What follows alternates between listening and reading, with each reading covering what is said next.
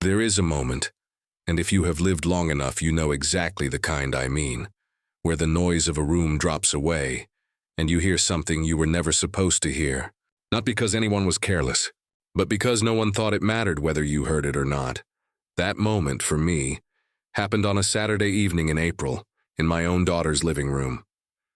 The room was full of her friends, young professionals mostly, the kind of people who speak in a particular shorthand, references I recognized, ambitions I had already outlived. There was wine. There was laughter.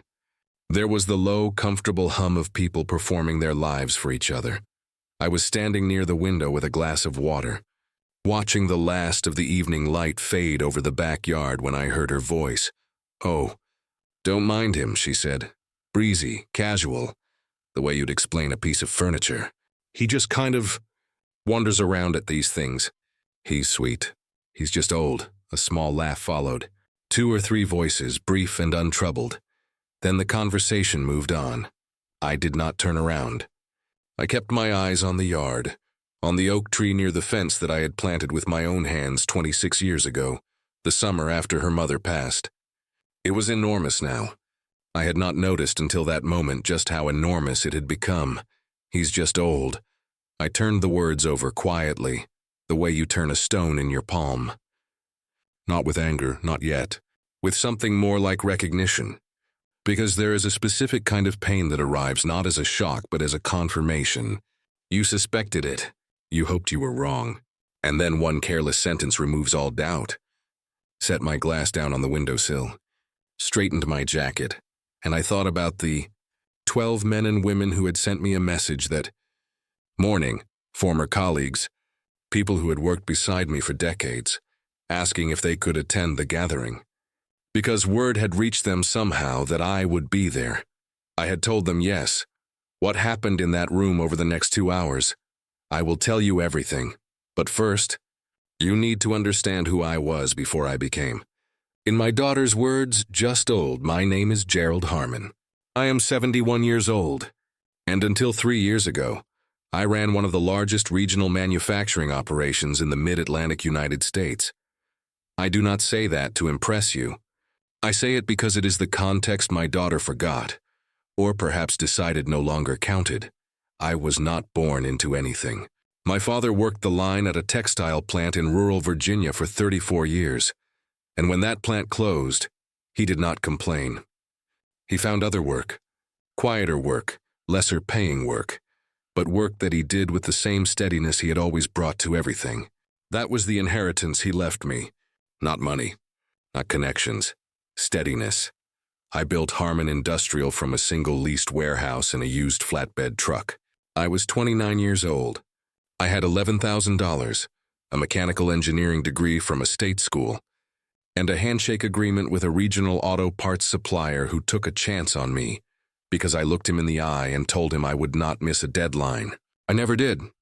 Over the next 4 decades, that single warehouse became 14 facilities across 6 states. At our peak, we employed just over 800 people. I knew most of them by name. Not as a management technique, because they were people and people deserved to be known. I was not a perfect man, and I will not pretend otherwise. I worked too many hours when Claire was young. I missed recitals. I missed dinners. I missed the particular texture of a childhood that passes whether you are watching it or not. My wife, Margaret, carried more of that weight than she should have, and she did it without bitterness, which was a grace I did not fully appreciate until she was gone. Margaret died 11 years ago. Pancreatic cancer, 14 weeks from diagnosis to the end. After that, I changed, not dramatically, not in the way people describe in movies, where grief cracks a person open and reassembles them into something new. It was quieter than that. I simply made a decision to be present for whatever time remained, in a way I had not always been before. I stepped back from day-to-day operations gradually, handing the business off to a leadership team I had spent years building. Competent people, loyal people. I remained chairman for a time, then transitioned fully when the moment felt right. I did not sell the company outright. I retained a significant stake, enough to matter, enough to have a voice if I ever chose to use it. But I stepped away from the noise of it. I moved into a smaller house. Not because I had to, because I wanted to. The large house felt like a museum of a life that no longer needed that much space. The smaller house had a good kitchen, a garage I could work in, and a yard where I could grow things.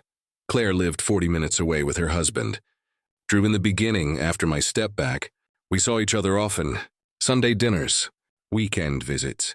She would bring the grandchildren, 2 boys, 7 and 9, and I would take them into the garage and show them how things worked. How an engine breathes. How wood joins. How patience is the only tool that cannot be bought. I loved those afternoons more than I can properly explain, but somewhere in the last 2 years the visits became less frequent. The calls grew shorter. There was always something. Drew's schedule, the boys' activities, a trip, a commitment. I understood. Life compresses around young families. I did not take it personally, or I tried not to.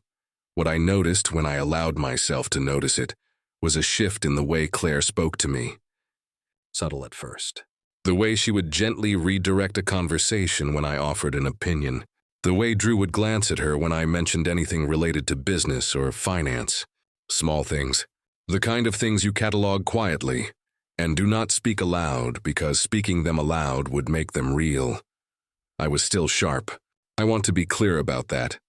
Not out of defensiveness, but out of accuracy. I read widely. I kept current. I sat on 2 nonprofit boards and 1 private advisory panel for a venture firm in Richmond. My mind was not the problem, but I was 71. I moved more slowly than I once had. My hearing was not what it was. I wore the same 3 blazers in rotation and drove a 12-year-old truck that I maintained myself because I liked maintaining it. I did not look like power anymore. I looked, I suppose, like what my daughter had decided I was. An old man at the edges of things. There is a particular loneliness in being underestimated by someone who loves you. Or someone who used to love you in the uncomplicated way children love parents, before the world teaches them to measure everything, including people, by what those people can do for them right now. I had not yet understood how far that measuring had gone. I would understand soon. It started with a conversation that Claire framed as concern, delivered in the gentle, practiced tone of someone who had clearly rehearsed it. I should have recognized the rehearsal. I had sat across from enough negotiating tables in my life to know when someone had prepared their opening. Just never expected to be on the other side of one in my own family. It was a Tuesday in February, when Claire asked if she could come by. Just her, she said. No Drew, no boys. She wanted to have lunch and catch up. I made soup. Nothing elaborate. A simple chicken and vegetable, the kind Margaret used to make on cold afternoons. I set the table properly, the way I always did, even alone. Placemats, real bowls, a small plate of bread on the side. My father believed that a man who stopped setting his own table properly had started giving up on himself, and I had never found reason to disagree. Claire arrived at noon. She looked well. She was dressed more formally than a casual Tuesday lunch required, which I noticed but did not remark on. She hugged me at the door, complimented the soup before she had tasted it, and sat down across from me with the careful arrangement of a person who has decided where every word is going to land before she opens her mouth. We talked about the boys for a while, baseball practice, a school project. The older one, Marcus, had developed an interest in building things, and she mentioned this with a smile, and I felt a warmth move through me that was real and uncomplicated, the only kind I had felt in some time. Then the soup bowls were moved aside, and she folded her hands on the table, and the temperature of the conversation changed. "Dad," she said, "I want to talk to you about something, and I need you to know it's coming from a place of love. I have learned over 71 years that almost nothing good ever followed that particular sentence." But I nodded. I waited. "Drew and I have been talking," she continued, "and we've noticed some things lately that have us a little concerned." "Concerned," I repeated. Not a question, just the word, placed carefully back on the table between us. "You've been more isolated," she said. "You don't call as much. You missed Marcus's game last month." "I had a board meeting in Richmond," I said quietly. "I told you that." "I know," she said. and her tone carried the patient weight of someone humoring a child's explanation. But Dad, you've been doing a lot of driving on your own. Long distances. And Drew noticed that when you came to dinner in December, you seemed confused about something. A date or a name. Something small. I thought back to December. I had misremembered the year of a particular story I was telling. Said 2008 when I meant 2018. Drew had corrected me with a smile that did not reach his eyes. And I had laughed it off, because it was a trivial error, and trivial errors deserved to be laughed off. Apparently Drew had filed it away. I misspoke a date, I said. At dinner. The middle of a story. It's not just that, she said. And then came the list. Small things, each one individually meaningless, assembled together into a case. I had let the oil change on the truck go a month past due. I had apparently repeated a story at Thanksgiving that I had told the previous Easter.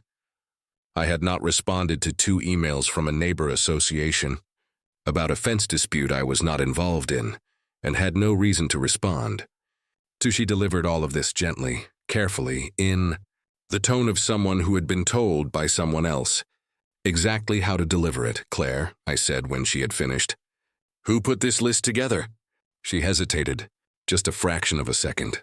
Drew and I talked about it together. Drew compiled it, I said. Again, not a question. She did not answer that directly. Instead, she said, "We love you, Dad. We just want to make sure you're okay, that you're protected." And there it was. That word, protected. What does protected mean specifically? I asked. She reached into her bag and produced a pamphlet. I recognized the format immediately. I had seen similar documents in business contexts, in estate planning meetings, in conversations about legacy and liability. It was information about financial oversight options, powers of attorney, guardianship frameworks, dressed in soft language and warm colors but unmistakable in its purpose. We're not saying anything is wrong, she said quickly. This is just information. Drew has a friend who's an attorney who specializes in elder planning, and he said it might just give everyone peace of mind to have some structures in place, sooner rather than later. Before things, she paused, choosing the word carefully, complicate. I looked at the pamphlet. I did not pick it up. Then I looked at my daughter, this woman I had held in a hospital room 43 years ago, 7 pounds and 4 ounces. The most terrifying and complete thing I had ever been responsible for. And I felt something in me go very still. Not angry. Not hurt exactly. Still, the way a deep body of water goes still on a windless morning. Calm on the surface. Considerable depth beneath. I'll think about it, I said. She seemed relieved. She reached across and touched my hand. That's all we're asking, Dad. Just think about it. She stayed another 40 minutes. We talked about other things. When she left, she hugged me at the door again, and I stood on the porch and watched her car back out of the driveway. And I thought about Drew. About the smile that didn't reach his eyes in December. About the pamphlet produced from a bag that had been brought specifically to carry it. I went inside and called my attorney. Not to act. Not yet. Just to make sure that when the time came to act, I would be several steps ahead of wherever Drew thought he was. Leading this, I had not built 800 jobs by being slow to recognize a negotiation. I had simply never expected to need that skill here. Attorney's name was Robert Chen. We had worked together for 30 years, since the early days when Harmon Industrial was still small enough that I could not afford the big firms. So I found the sharp young lawyer at a mid-sized practice who understood manufacturing and did not charge like he was saving the world. Robert had aged well. He had gray in his hair now, reading glasses on a chain, and the particular calm that comes from having seen every variation of human ambition and self-interest play out in his office for 3 decades. I told him everything, the conversation with Claire, the pamphlet, the way Drew had orchestrated it, the specific language about protection and peace of mind. He listened without interrupting. When I finished, he removed his glasses and rubbed the bridge of his nose. "They're fishing," he said finally. "Not executing. Not yet. Fishing." "Explain," I said. "They want to understand your financial architecture," he said. "They want to know if you have the capacity, legally and mentally, to have assets they can't see or access." They're gauging whether you'll be cooperative or whether they need to go the guardianship route, which is messier, more public, requires more paperwork. They're testing me, I said. They're testing the waters, he corrected. And they've made a mistake. The mistake is assuming you're already sliding. They built a narrative around small, normal things, missed dates, repeated stories, minor oversights, and they're presenting it as a pattern. It's a classic soft opening. Present it as concern. Get you to agree that yes, maybe there are small issues. Then the next conversation, the issues are bigger. The next one, you're incompetent. Then they move to the legal structures. He stood and walked to his window. His office faced the street, the downtown Richmond skyline beyond. He had chosen this view deliberately, I thought. Something about being able to see the whole city probably clarified his thinking about the small human dramas that unfolded in his office. The good news, he said, turning back to me, is that you're sharp. Your finances are clean. You have documentation. You've been systematic your entire life, and most importantly, you saw it coming. What do I do? I asked. Nothing yet, he said. You sit still. You let them play their hand, but you document everything. Every conversation, every date, every context, and you make sure your affairs are in order. They already are, I said. More in order, he said. You update your will. You make sure your business stake is held in a trust they cannot touch. You ensure that if they try to move against you, everything they do hits a wall they didn't know existed. Over the next 3 weeks, that's exactly what I did. I scheduled a comprehensive physical and had the results sent directly to Robert. Sharp as a tack, the doctor said. No cognitive decline. Blood pressure, excellent. No medications beyond a low-dose statin I had been on for 5 years. I had the cognitive testing done. Memory, processing speed, attention, executive function. Everything came back normal. Better than normal for my age. I updated my will, making specific provisions that left everything to Claire and the boys. But with the funds held in a trust controlled by an independent trustee, Robert's firm would oversee it, with explicit language stating that Claire and Drew could access funds for the boys' education and health care, but could not liquidate the principal or use it for personal purposes without Robert's approval. I transferred my stake in Harmon Industrial into a separate trust, with language that stated clearly it was to remain undisturbed for a minimum of 10 years after my death, and could only be distributed to Claire's direct heirs, the boys, when they turned 35. Then I called Claire. I've been thinking about what you said, I told her. About structures and protection, she sounded relieved. I'm glad, Dad, really. Drew said he could put us in touch with his attorney friend. I've already handled it, I said. With Robert. I've updated my will and set up trusts. Everything's documented and formalized. You and Drew should feel very protected now. There was a pause on the line. I could hear her processing this. That's great, she said finally. But her voice had changed. The warm, concerned tone had tightened slightly. Did Robert recommend specific structures?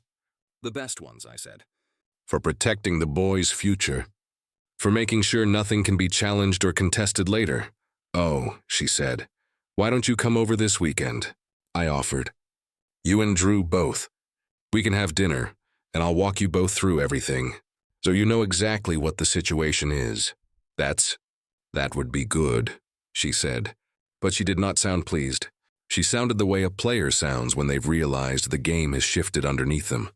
When they hung up, I sat in the quiet of my house, and I understood something clearly. I had just made a decision that would change everything, not through anger. Not through confrontation, but through clarity. I had shown them that I was not the confused old man they were preparing to manage. I was a man who had spent 40 years building something, and I had built it with precision. They had expected an old man who would need protection. What they were going to find was something else entirely. Someone was going to arrive at that dinner this weekend with an understanding that everything they thought they were moving toward had just become significantly more complicated. The question was whether they would recognize it before it was too late. The dinner happened on a Saturday in early March. I made reservations at a restaurant I knew well, a quiet Italian place in the Fan District, the kind where they know you by name, and the lighting is low enough that you can have a real conversation without feeling watched. I arrived early.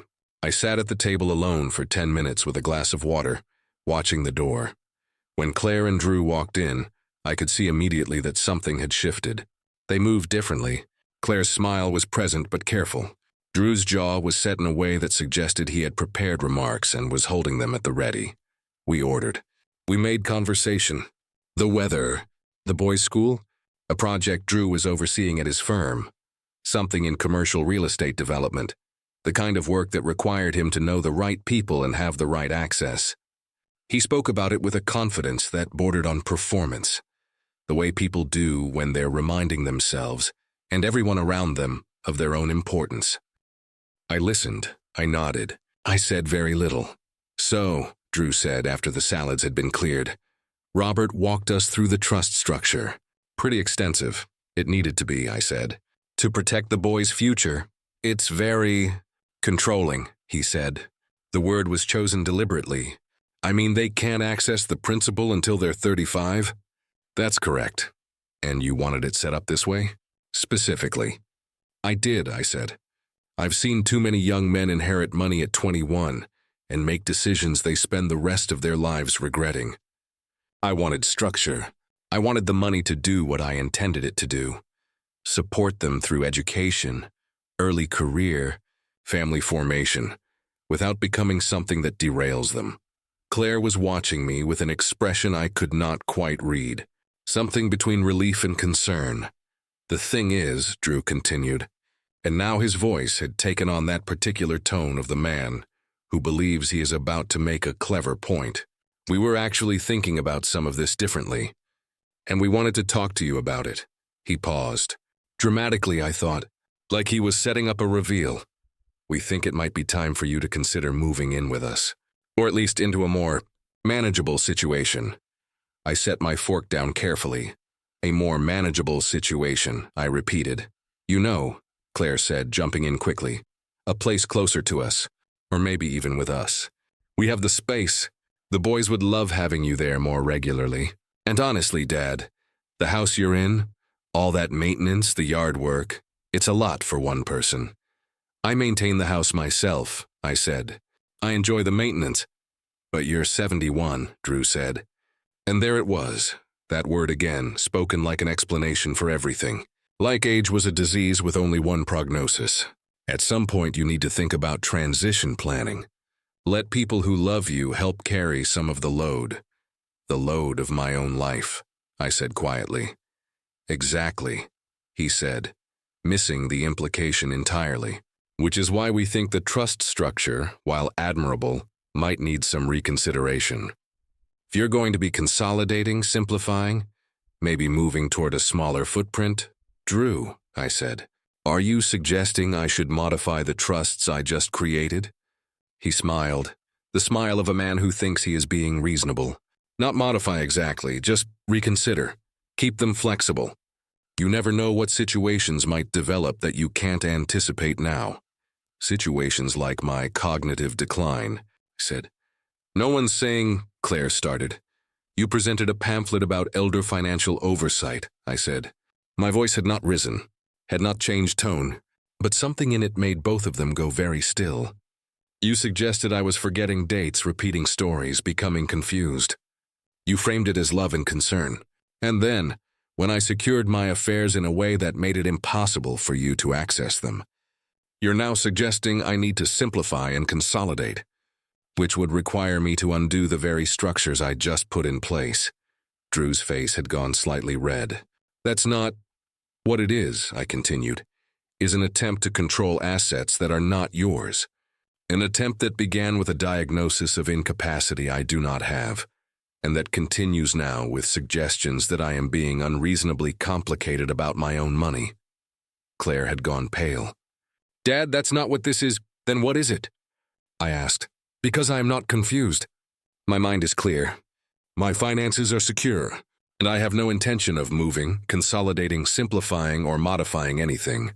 I am going to continue living my life exactly as I have been." The waiter appeared with the entrees. The timing was grotesque. A moment of normalcy dropped into a conversation that had become something else entirely. We did not eat much. When the check came, I paid it. Drew did not offer. Claire asked if I wanted to share coffee, and I said no. I said I was tired. I said I would drive home. In the parking lot, Claire hugged me. It felt like the hug of someone who was saying goodbye to something, though not yet to the person. I love you, she said. I hope you know that. I do, I said. And I love you. But I also see you very clearly now. I drove home in the dark, and I understood that I had crossed into a new phase of this thing. Whatever it was, I had stopped being the object of concern and become, in their eyes, an obstacle. And obstacles, in my experience, eventually get moved. The question was what they would try next, and whether they would understand before they tried it, that I had already anticipated it. For 2 weeks after the dinner, I heard nothing from Claire or Drew, no calls, no texts, no invitations to see the boys. The silence was its own form of communication, disappointment mixed with calculation, the sound of people regrouping. I spent those 2 weeks as I always did. I worked in the garage, I read. I attended my board meetings. I took the truck to the farmer's market on Saturday morning. I lived a life that was, by any reasonable measure, fully functional and engaged. On the third Saturday, I was at the market, a place I had been going to every week for 15 years.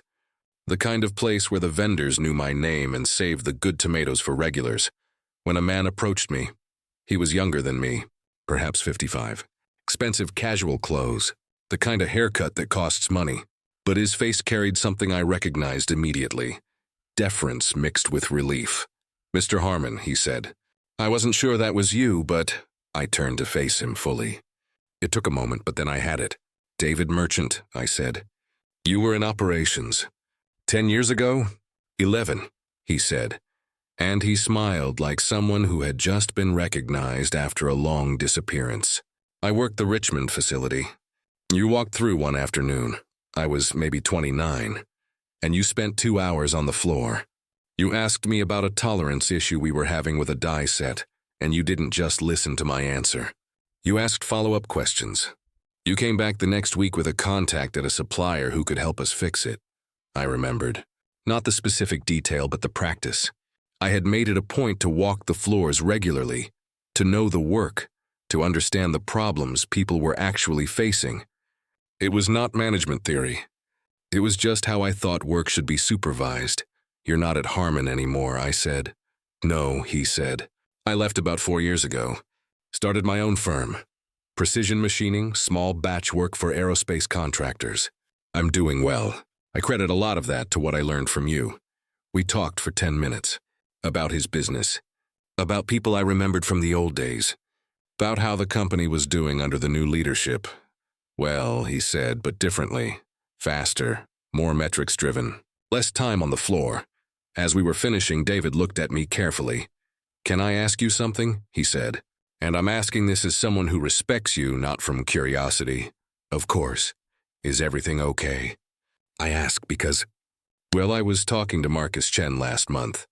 He was your VP of materials, and he mentioned he'd heard something about you having some health issues. Cognitive stuff. Didn't believe it, but it stuck with me. And when I saw you just now, I wanted to make sure you were... He paused. "Okay." I felt something settle in me. The kind of clarity that comes when you understand exactly how far something has traveled. "Where did Marcus hear that?" I asked. He said Drew Sutton called him. Said he was concerned about you, wanted to reach out to some of the people who had worked with you, see if anyone had noticed changes. He was very careful about it, very respectful. He said he didn't want to spread rumors, just wanted to make sure you had support. Drew Sutton, my daughter's husband, calling people from my professional past, planting seeds about cognitive decline.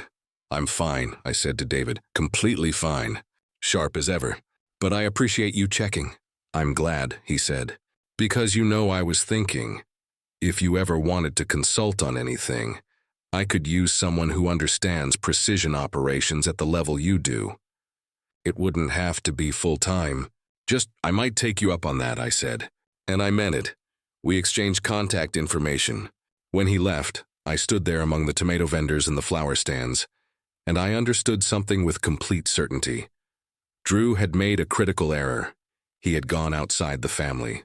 He had tried to build a case against me using my own professional network.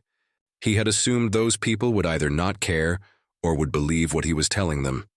He had not understood that loyalty, once given, is a more durable thing than blood relation. I went home and called Robert. They're spreading a narrative, I told him, about cognitive decline. They're calling people from my past, trying to establish a pattern. Can you prove it? He asked immediately. I can get confirmation from at least one source, I said.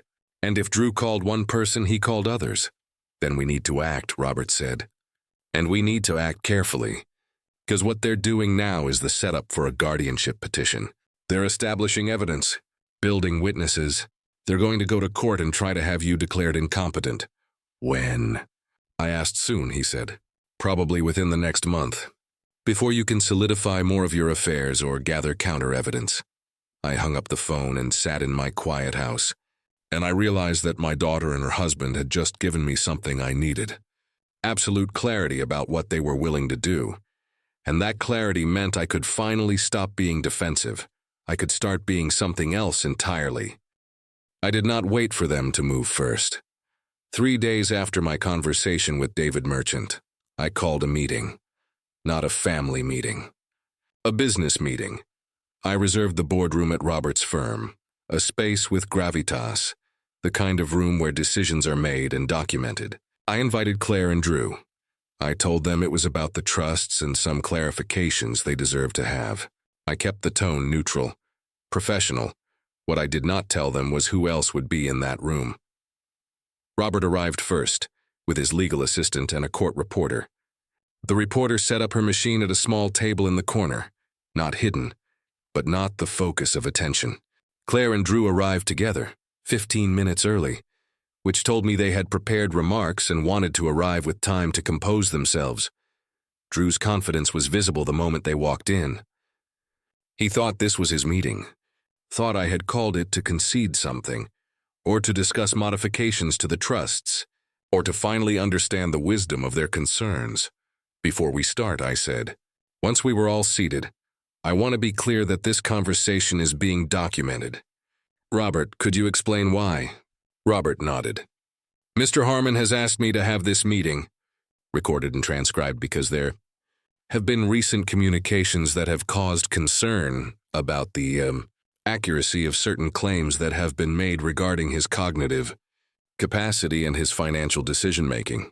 This documentation will serve as a clear record of this conversation. I watched Drew's face. The confidence flickered. What claims? Claire asked. Her voice was smaller than it had been at the restaurant. Dad, what are you talking about? I'm talking about the calls you've been making, I said. I kept my tone level, matter of fact. The narrative you and Drew have been building about my mental decline. The attempt to establish a pattern of cognitive deterioration that doesn't exist. That's not, Drew started. David Merchant called me 3 days ago, I continued. He told me you had reached out to him. You suggested I was having health issues, cognitive issues. You asked him if he had noticed changes in me. You were very careful about it, very respectful by his account, but you were building a case you intended to take to court. Claire's face had gone white. Dad, I know what you were doing, I said. You were building evidence for a guardianship petition. You were establishing witnesses. You were trying to convince people who knew me professionally that I was no longer competent. And then you were planning to file that petition, probably with a request for an emergency hearing, to have me declared incapacitated before I could mount a defense. We were concerned, Drew said.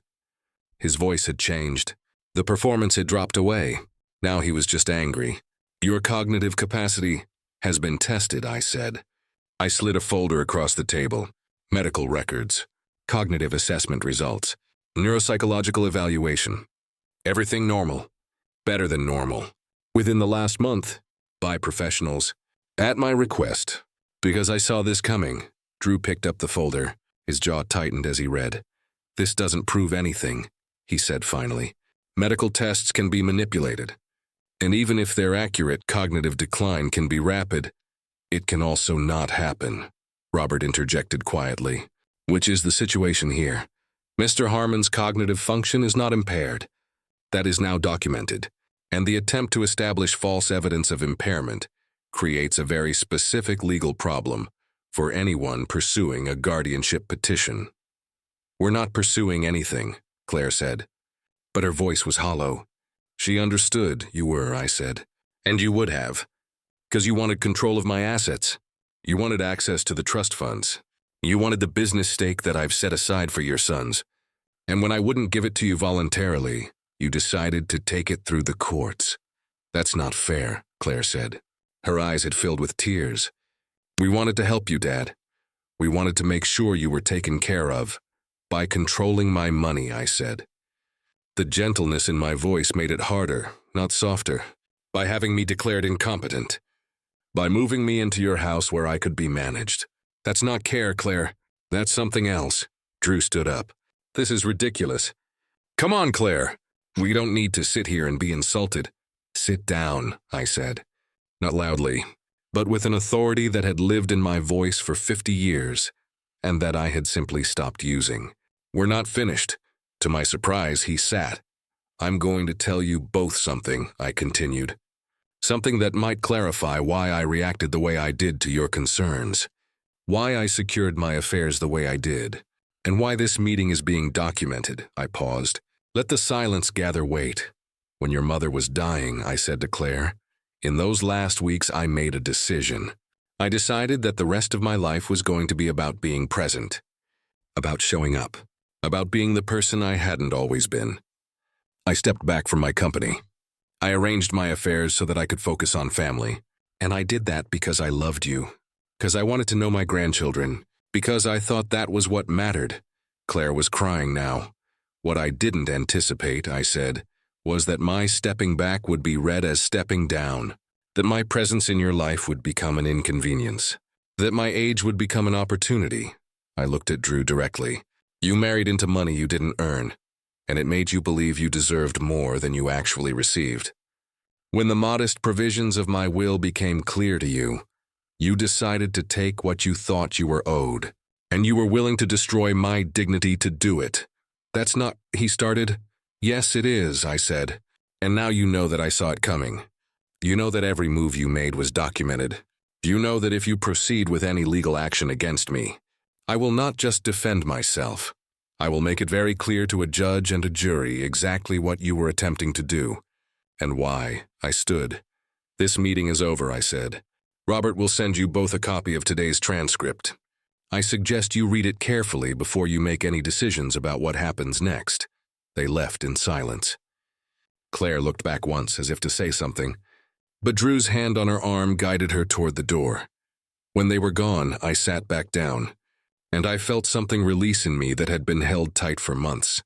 Not triumph, not satisfaction, just the simple, quiet relief of having finally spoken the truth.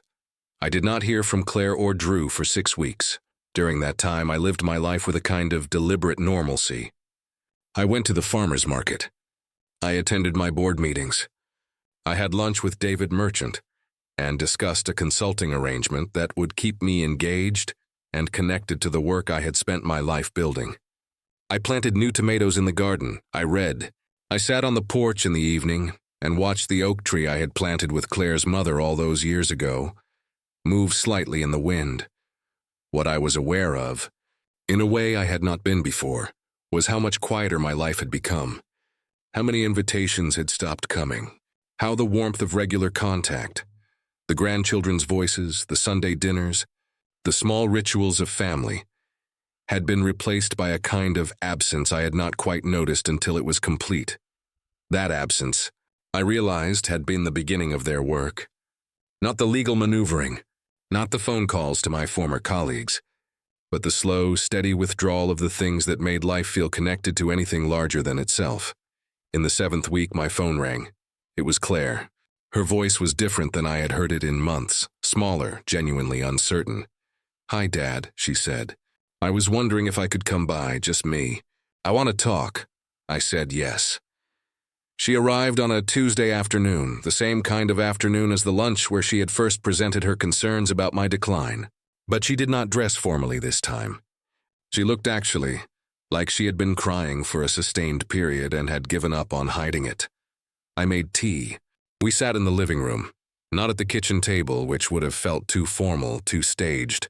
"I've been thinking about what you said," she began, "at the lawyer's office, about how you stepped back from your company to be present, and about how She stopped. Started again. "I took that for granted. I stopped seeing that as a choice you made for us, and I started seeing it as, I don't know, weakness maybe, or an opening." I did not say anything. I let her find her own words. "Drew has left," she said finally. "We're getting separated. We're going to divorce." I felt something shift in my chest. Not triumph, but recognition of how deep this had gone, and how completely it had broken something. "When did that happen?" I asked. "2 weeks ago," she said, "after that meeting at Robert's office. I read the transcript. I read exactly what Drew was saying. And I realized that he had been planning this, planning to take control of your money, before we even had that first conversation about your health. He had done the math on the trusts. He knew what he wanted and what he needed to do to get it. And he just incorporated me into it, made me part of it, made me believe I was doing it for you." She was crying now, but quietly, the kind of crying that comes after a long period of holding everything in. "The boys know something is wrong," she said. "They know their father and I aren't. They know things are different, and I had to explain to Marcus, he's old enough to understand, that sometimes people who are supposed to love you do things that hurt you instead. And I realized that I had been doing that to you." "Claire," I started. "Please let me finish," she said. "I need to say this. I stepped back from you because Drew suggested it, because he made it seem like you were becoming a burden. And if I could just convince you to simplify, or move in with us, or give us control of your finances, then everything would be easier, better. And I was tired. Dad, I was tired of trying to balance everything. And I listened to someone who said he could make it simpler. And I became someone who tried to control you instead of love you." The room was very quiet. "I can't undo that," she said. "I can't make those conversations not have happened. I can't make that pamphlet disappear, or make you unknow what I was trying to do. But I wanted you to know that I see it now, and I'm sorry." I set down my tea. "Come here," I said. She moved to sit beside me, and I put my arm around her the way I had when she was small, and had come to me with the small hurts that childhood provided. Not to fix it, just to hold it. We sat like that for a long time. "I love you," I said finally. "I've always loved you. Even when I was angry, even when I was disappointed. That didn't change, I know," she said. "That's what makes this so hard." "It is," I agreed. "But here's what I know. People change their minds. People realize they've made mistakes, and people can choose right now to be different than they were before. That's all I'm asking for. Not for you to erase what happened, just for you to choose something different moving forward." She nodded against my shoulder. Over the next few weeks, we began again, carefully, not pretending the previous months had not happened, but building something new on the foundation of what remained. The boys came over. We had Sunday dinners again, quiet ones, just the three of us. I took Marcus into the garage and we worked on a project together. A small wooden box, nothing elaborate, but something made with intention. I did not lecture, did not make Claire pay for what she had done, did not hold the thread of the trusts or the documented meeting over her head. I simply showed up. And gradually, trust began to rebuild itself in the space between presence and consistency. That, I learned, was the only power that ultimately mattered. The gathering in April was supposed to be simple.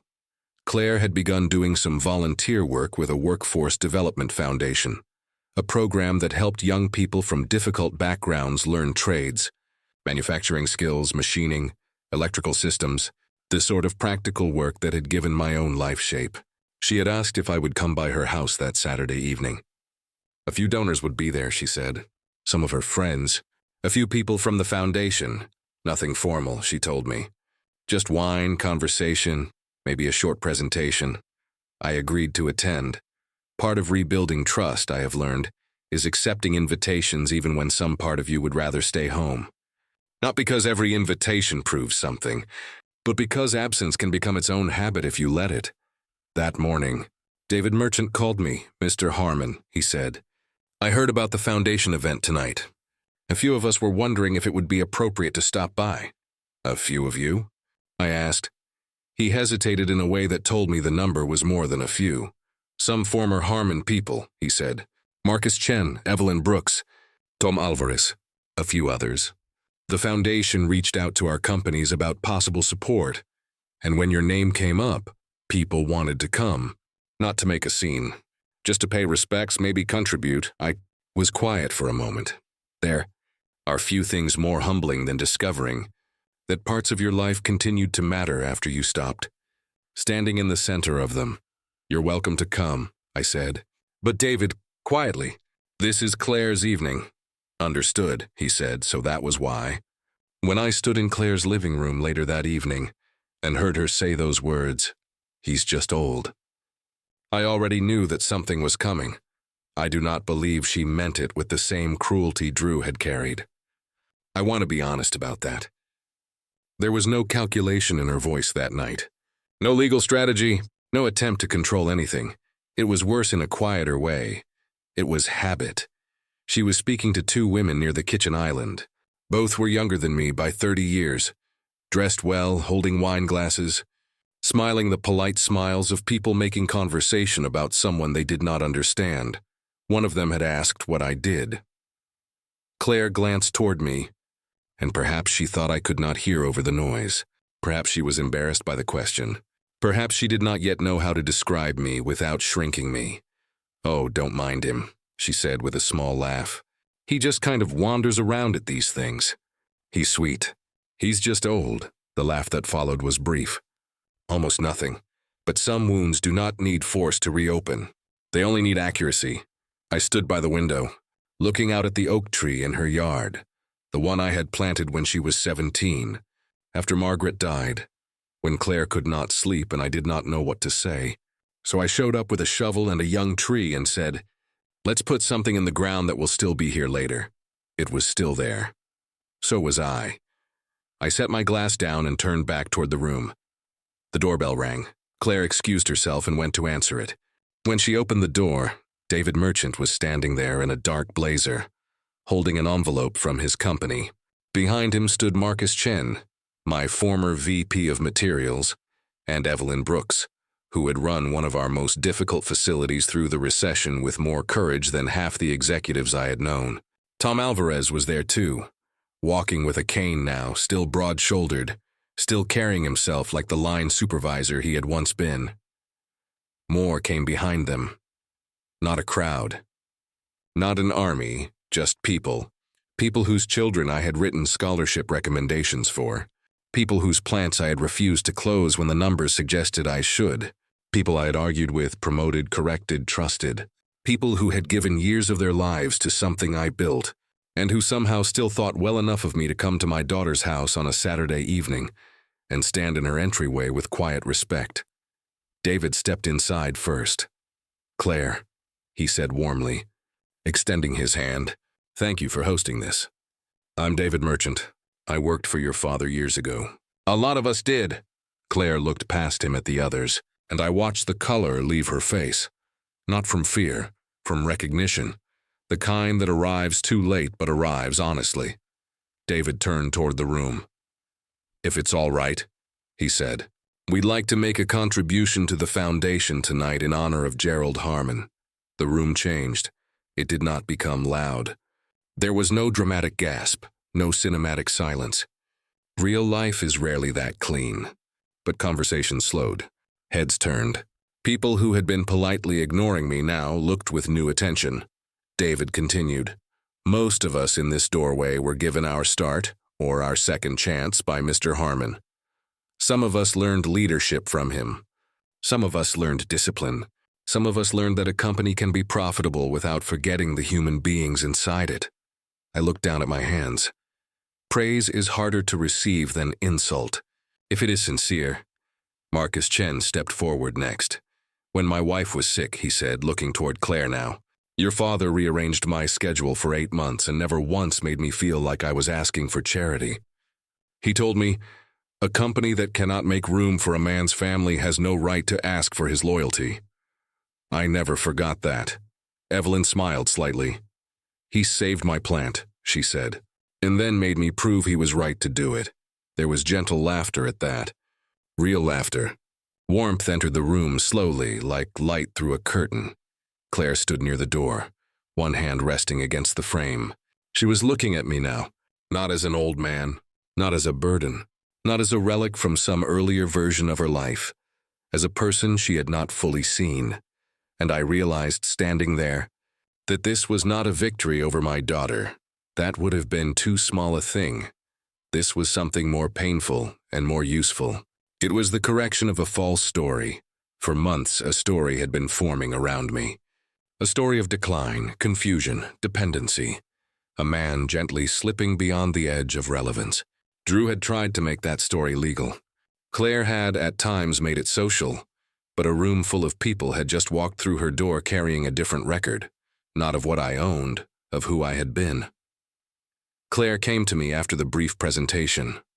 The foundation director was speaking with David near the fireplace. Her friends had moved into smaller groups. The old employees, my employees, though I had no right to call them that anymore, were laughing quietly with one another, sharing memories with the ease of people who had survived difficult work together. Claire stood beside me near the window. For a while, neither of us spoke. Then she said very softly, "You heard me?" I did not ask what she meant. "Yes," I said. She closed her eyes for a moment. "I'm sorry," I nodded. "I don't know why I said it," she whispered. "No, that's not true, I do know. Because some part of me still does that. Makes you smaller when I don't know how to explain you. I hate that I do it." I looked at her then. "Then stop doing it," I said. There was no anger in the words, no punishment. "Just a door, opened plainly," she nodded. Tears gathered, but she did not make a display of them. "I will," she said, and I believed her. Not completely, not permanently. Belief after betrayal is not a switch.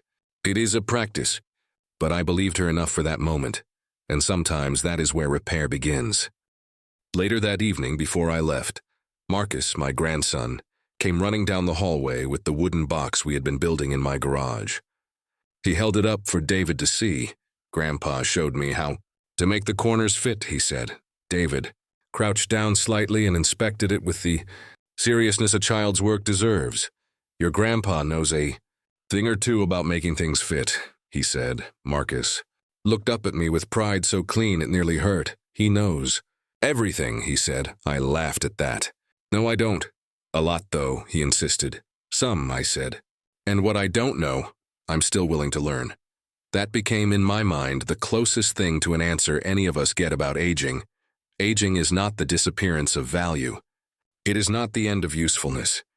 It is not an invitation for others to take inventory of your life and decide what parts are still convenient. Aging is simply the long accumulation of things carried: work, failure, grief, love, mistakes, forgiveness, names, faces, promises, kept and promises broken. Some people look at that accumulation and see only the weight. Others recognize it as wealth. In the months that followed, Claire and I continued to repair what had been damaged. Slowly, imperfectly. There were hard conversations. There were awkward dinners. There were moments when I saw her catch herself before speaking to me in that careful, managing tone. And moments when I had to catch myself before withdrawing into the safety of pride. Drew disappeared from my life almost entirely.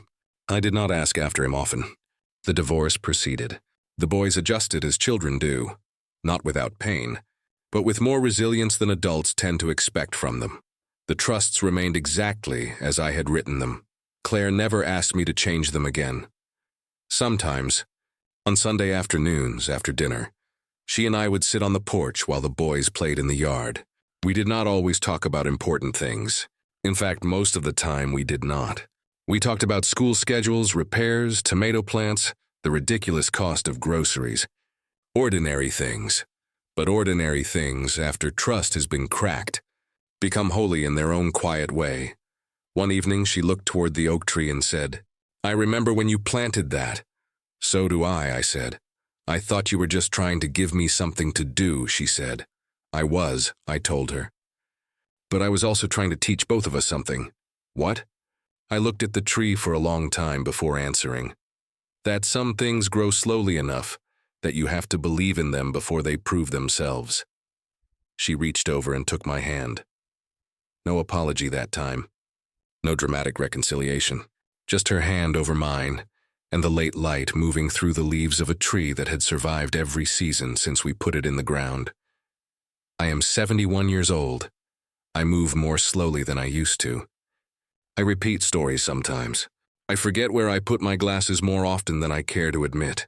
My knees ache when rain is coming. I am not the man I was at 40, and pretending otherwise would be its own kind of foolishness.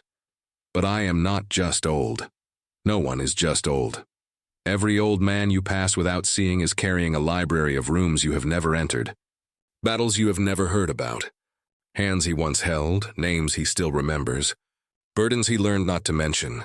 If you are lucky, one day you will carry such a library yourself, and if that day comes, I hope the people who love you do not mistake your quiet for emptiness, because sometimes the quietest man in the room is not fading. Sometimes he is simply waiting to see who still remembers his name.